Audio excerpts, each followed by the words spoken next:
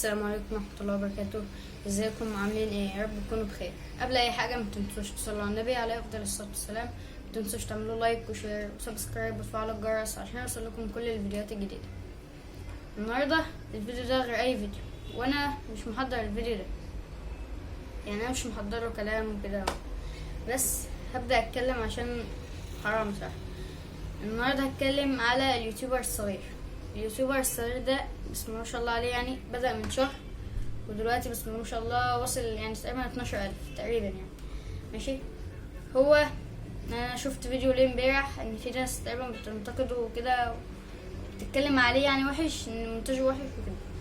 دلوقتي كل واحد بيعمل اللي هو يقدر عليه، وهو عمل ترند افتتاحية القناة. افتتاحية القناة دي في ناس كتير عملوا عليه وجابوا مشاهدات، ويعني عملوا الترند بالظبط كوبي بيست، اخدوا الفيديو وعملوه. وترند افتتاحية القناة ده في ناس عملوا عليه وفي ناس انتقدوه، يعني في ناس كانت بتنتقد على الترند ده وفي ناس عملوا عليه وانتقدوه برضه. وده برضه يعني من غير ما اقول على حد ولا اي حاجة. انا عايز اعرف حاجة بس والله، يعني ليه واحد ينتقد واحد؟ يعني ايه اللي هيحصل لو مثلا واحد دعم اخوه؟ اعتبر ان احنا كلنا اخوات. ايه اللي هيحصل لو واحد دعم اخوه؟ عم اكتب تعليق، مش هتخسر حاجة لما تكتب له تعليق حلو كويس كده. يا اما يا عم لو انت مش عايز تكتب ما تكتبش حاجة خالص.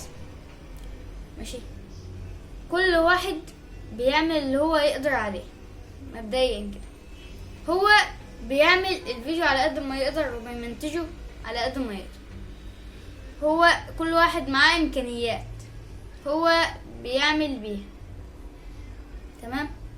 المونتاج بيعمل اللي يقدر عليه، والاضاءة وكل حاجة. انا برضو كذلك، واي صانع محتوى برضو بيعمل الاضاءة على قد ما يقدر، على قد امكانياته، بيمنتج على قد امكانياته. كل واحد بيعمل على قد امكانياته.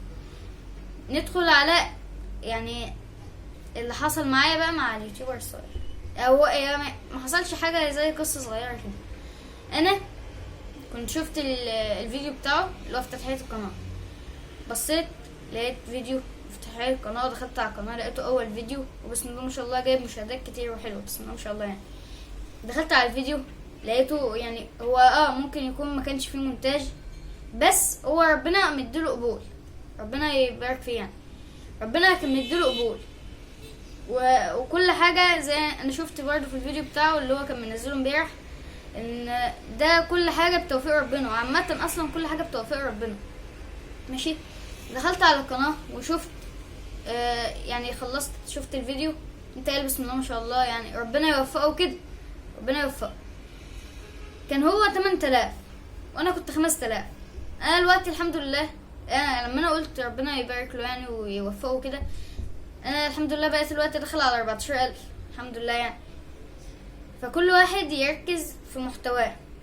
عايز يا عم تاخد الفكرة بتاعته خدها، بس بلاش كوبي بيست.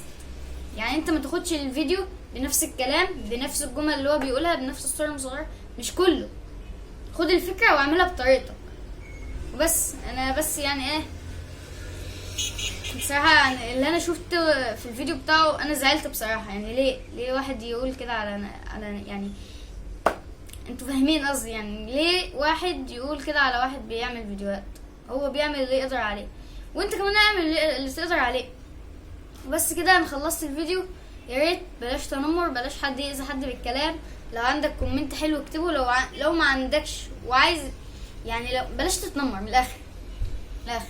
عايز تكتب كومنت حلو اكتبه، مش عايز تكتب ما تكتبش وبس. وانا يا جماعه انا هشوف التعليقات اللي هتتكتب على الفيديو. لو حد عنده تعليق على الفيديو بتاعي يكتب لي في التعليقات وبس كده. يعني سلام.